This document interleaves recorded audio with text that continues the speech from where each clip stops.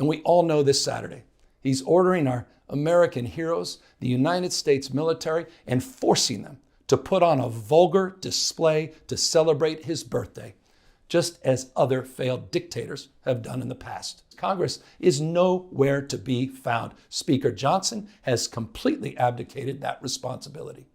The rule of law has increasingly been given way to the rule of Don, thanks to our law enforcement officers and the majority of Angelenos who protested peacefully.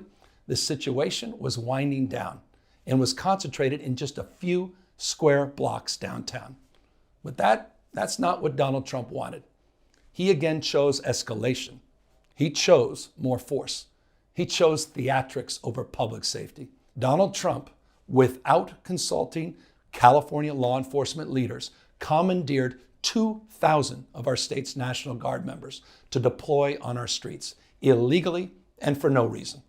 This brazen abuse of power by a sitting president inflamed a combustible situation, putting our people, our officers, and even our National Guard at risk.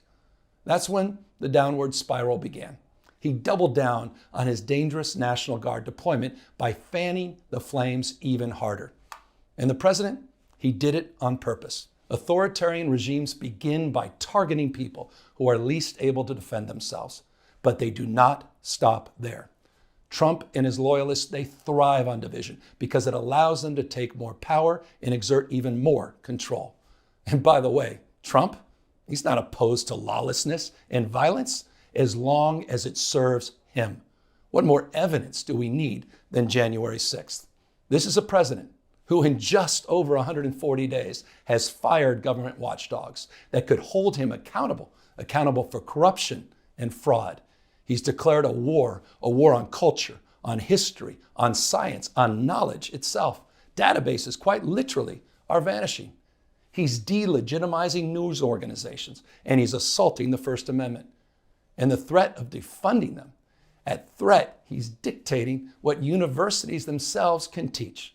He's targeting law firms and the judicial branch that are the foundations of an orderly and civil society. He's calling for a sitting governor to be arrested for no other reason than to, in his own words, for getting elected. This is about all of us. This is about you. California may be first, but it clearly will not end here. Other states are next. Democracy is next. Democracy is under assault before our eyes. This moment we have feared has arrived.